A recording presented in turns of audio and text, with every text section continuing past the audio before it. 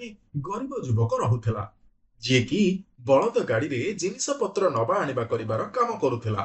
ମୋହନର ସ୍ତ୍ରୀ ନିଜ ପୁଅ ବଣ୍ଟିକୁ ଜନ୍ମ ଦେବା କ୍ଷଣି ହିଁ ଚାଲି ଯାଇଥିଲା। ଆଉ ସେବେଠାରୁ ମୋହନ ତାକୁ ଏକା ହିଁ ପାଳୁଥିଲା। ବାପା, ଆଜି ମୁଁ ସ୍କୁଲ ଯିବିନି। କାହିଁକି ପୁଅ? କାହିଁକି ନା ଟିଚର ମାରୁଛନ୍ତି। ଆରେ, ମୋର ସୁନା ପୁଅକୁ ଟିଚର ବାଡଉଛନ୍ତି? ଚାଲ, ଆଜି ମୁଁ ତାଙ୍କ ସହିତ କଥା ହେବି। ତୁ ସ୍କୁଲକୁ ଯା। ନାଇଁ, ମୁଁ ଯିବିନି। ପୁଅ, ଜିଦି କରନ୍ତିନି। ଭଲ କଥା ନୁହଁ ଏଗୁଡାକ। ଆଉ ତାପରେ ବି ମୁଁ ଏବେ ତ କାମକୁ ପଳେଇବି। ତୁ ଏକା ଘରଟାରେ ରହି କଣ କରିବୁ? ଯା, ସାଙ୍ଗେ ସାଙ୍ଗେ ପ୍ରସ୍ତୁତ ହେଇଯା। ଯଦି ଏବେ ମା ଥାନ୍ତେ, ତାହେଲେ ମୁଁ ତାଙ୍କ ପାଖରେ ରହିଯାଇଥାନ୍ତି। ହେଲେ ପୁଅ, ଏବେ ତ ସିଏ ନାହିଁ ନା। କଣ କରିପାରିବା? କିନ୍ତୁ ମୁଁ ଅଛି ନା। ମୁଁ ତ ବାପା ଆଉ ମା ଦିଟା ଯାକ। ତୁ ଚିନ୍ତା କାହିଁ କରୁଛୁ? ତାପରେ ବଣ୍ଟି ପ୍ରସ୍ତୁତ ହୁଏ ଆଉ ସ୍କୁଲକୁ ଚାଲିଯାଏ। ତାପରେ ମୋହନ ବି ନିଜ କାମରେ ଚାଲିଯାଏ। ମୋହନ ଗୋଟେ ପରିଶ୍ରମୀ ଆଉ ସଚ୍ଚୋଟ ମଣିଷ ଥିଲା। ସେଥିପାଇଁ ସମସ୍ତେ ନିଜର ଜିନିଷ ପତ୍ର ତାକୁ ହିଁ ବୋହିବାକୁ ଦଉଥିଲେ। କିନ୍ତୁ ଏଇ କଥାକୁ ନେଇ ତା ଘର ପାଖରେ ରହୁଥିବା ଗୋଟେ ଲୋକ ରୋହିତ, ସିଏ ବହୁତ ଚିଡଚିଡ ହଉଥିଲା। ଜଣା ନାହିଁ ଏ ମୋହନ ପାଖରେ କଣ ଏମିତି ଅଛି ଯେ ଲୋକମାନେ ସବୁ କାମ ୟାକୁ ହିଁ ଦଉଛନ୍ତି। ମୁଁ କଣ ଏଠି ବସି ଖାଲି ମାଛି ମାରିବି?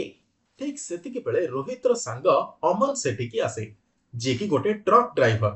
ଆଉ ସିଏ ରୋହିତକୁ କୁହେ, ଆରେ କଥା କଣ? ନିଜେ ମନେ ମନେ କଣ ଗପି ଚାଲିଛ? କଣ କହିବି ଅମନ, ଇଏ ମୋହନଟା ମୋ ମୁଣ୍ଡ ଖରାପ କରିକି ରଖିଛି। ସମସ୍ତେ ୟାକୁ ହିଁ କାମ ଦେଇ ଦଉଛନ୍ତି। ମୋ ଭାଗର କାମ ବି ସେ ପାଇଯାଉଛି। ହଉ, ତାହେଲେ ତାର କଣ ଗୋଟେ କରିବା। ହଁ ହଁ, ନିଶ୍ଚିତ ତାର କଣ ଗୋଟେ କରିବାକୁ ପଡିବ।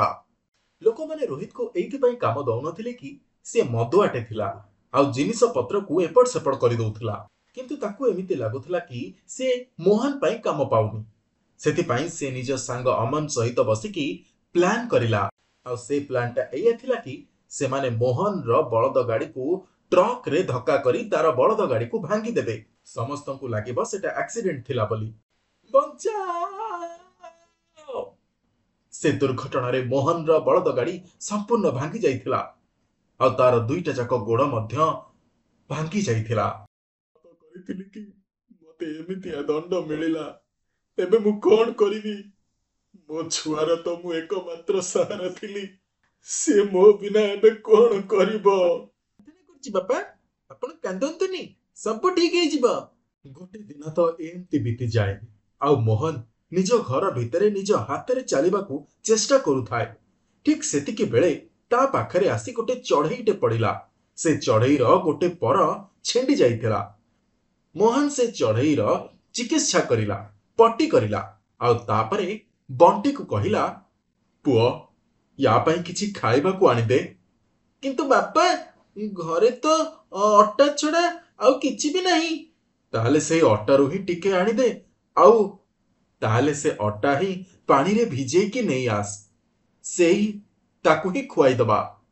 ମୋହନ ସେଇ ଚଢେଇଟିକୁ ଟିକିଏ ଅଟା ଖୁଆଇଲା ଆଉ ସେଇଠି ହିଁ ଶୁଆଇଦେଲା। ଠିକ ସେତିକି ବେଳେ ହଠାତ୍ ସେ ଚଢେଇଟି ପରୀରେ ପରିବର୍ତ୍ତନ ହେଇଗଲା ଆଉ କହିଲା, ମୁଁ କୌଣସି ଚଢେଇ ନୁହଁ, ମୁଁ ହଉଛି ପରୀ ଲୋକର ରାଣୀ। ମୁଁ ତମ ବିଷୟରେ ସବୁ କିଛି ଜାଣିଛି। ତମେ ଏପରି ଅବସ୍ଥାରେ ଥାଇ ମଧ୍ୟ ଅନ୍ୟର ସେବା କରୁଛ, ଅନ୍ୟ ବିଷୟରେ ଭାବୁଛ। ତମେ ସତରେ ବହୁତ ଭଲ ମଣିଷ। କୁହ, ମୁଁ ତୁମର କୋଉ ପ୍ରକାରର ସାହାଯ୍ୟ କରିପାରେ? ମତେ ତ କେବଳ ନିଜ ବଳଦ ଗାଡି ଦରକାର। ପରୀ ନିଜର କୁହୁକ ବାଡିକୁ ଘୁରେଇଲା ଆଉ ଅଟାର ବଳଦ ଗାଡି ଆସି ଛିଡା ହେଇଗଲା। ଇଏ ହଉଛି ତୁମର ଅଟାର ବଳଦ ଗାଡି।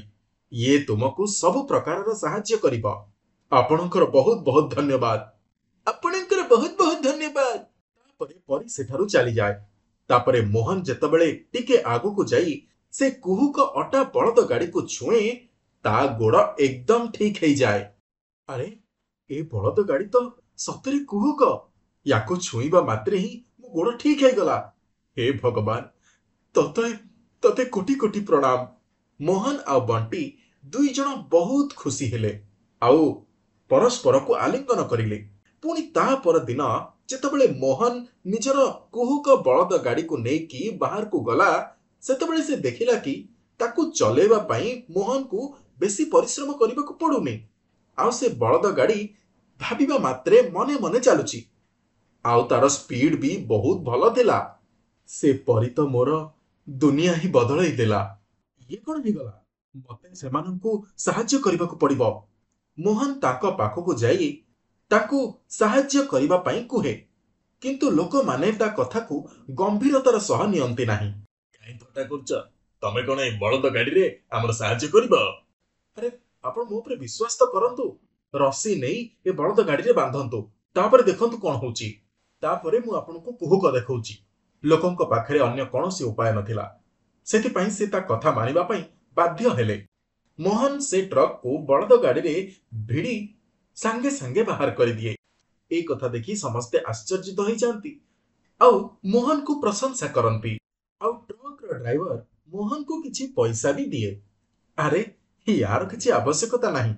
ବିଲକୁଲ ଆବଶ୍ୟକତା ଅଛି। ଆପଣ ମୋର ଏତେ ବଡ କାମଟି କରିଦେଲେ, ଆପଣଙ୍କୁ ବହୁତ ବହୁତ ଧନ୍ୟବାଦ।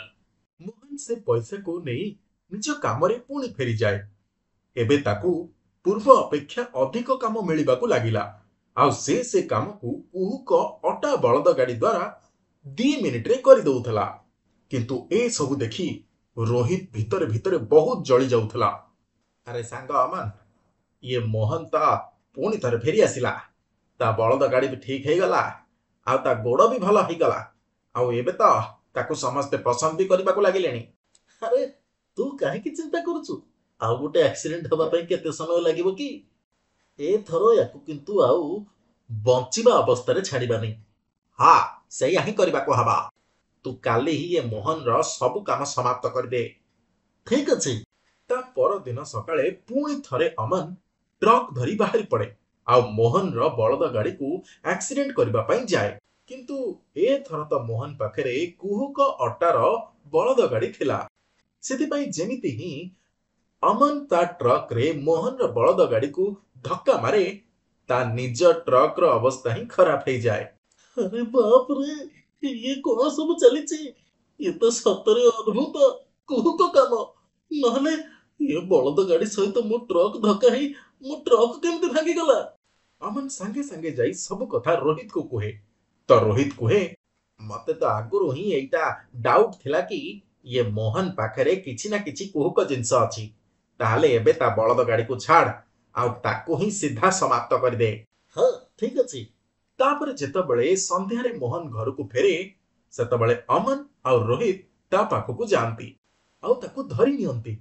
ଆରେ ତମେମାନେ ଏସବୁ କଣ କରୁଛ? ତୁ ଆମକୁ ହଇରାଣ କରିକି ରଖି ସାରିଲୁଣି। ଆରେ କଥା କଣ ହଉଛୁ? ସିଧା ଛୁରୀ ବାହାର କରି ଭୋଷିଦେ। ରୋହିତ ଯେମିତି ହିଁ ତାକୁ ଛୁରୀ ମାରିବାକୁ ଆଗେଇ ଯାଏ, ଠିକ ସେତିକି ବେଳେ ଶଗଡ଼ର ଗୋଟେ ଚକ ଆସି ତା ମୁଣ୍ଡରେ ବାଜେ ଆଉ ଦ୍ୱିତୀୟ ଚକ ଆସି ମୋହନ ଦେହରେ ବାଜେ ଆଉ 2 ଜଣ ଯାକ ତଳେ ପଡିଯାଆନ୍ତି। ସେମାନେ କିଛି ବୁଝିପାରିବା ପୂର୍ବରୁ ହିଁ ଶଗଡ଼ର ସେ ଚକ ଯାଇ ପୁଣି ଥରେ ନିଜ ଜାଗାରେ ଖଞ୍ଜି ହେଇଯାଏ। ମତେ ତ ସିଧା ଆକୁ ମାରିଦବାର ଥିଲା। ବେକାରଟାରେ ମୁଁ ୟା ସହିତ କଥା ହେଲି। କିନ୍ତୁ ତମେମାନେ ଏମିତି କାହିଁକି କରୁଛ? କାହିଁକି ନା ତୁ ମୋ ଭାଗର କାମ ବି ସବୁ ନେଇ ଯାଉଛୁ। ଏତିକି କହି ରୋହିତ ଉଠିବାକୁ ଚେଷ୍ଟା କରେ, କିନ୍ତୁ ଠିକ ସେତିକି ବେଳେ ପୁଣି ଥରେ ଶଗଡ଼ ଆସି ତାଙ୍କ ଦେହ ଉପରେ ଚଢିଯାଏ। ବଳଦ ଗାଡି ତାଙ୍କ ଉପରେ ଚାଲିବାକୁ ଲାଗେ ଆଉ ସେମାନେ ଚିତ୍କାର କରିବାକୁ ଲାଗନ୍ତି, ଆମକୁ କ୍ଷମା କରିଦିଅ ମୋହନ। ମୋହନକୁ ଏସବୁ ଦେଖି ଦୟା ଆସିଯାଏ ଆଉ ସେ କୁହୁକ ବଳଦ ଗାଡିକୁ ଅଟକ ଯିବା ପାଇଁ କହେ। ବଳଦ ଗାଡି ତାଙ୍କୁ ଛାଡିଦିଏ ଆଉ ସେମାନେ ସାଙ୍ଗେ ସାଙ୍ଗେ ଦୌଡ଼ି ସେଠାରୁ ଚାଲିଯାଆନ୍ତି। ଆଉ କେବେ ବି ପୁଣି ଥରେ ମୋହନକୁ ହଇରାଣ କରିବା ପାଇଁ ସେମାନେ ସ୍ୱପ୍ନରେ ବି ଭାବନ୍ତି ନାହିଁ।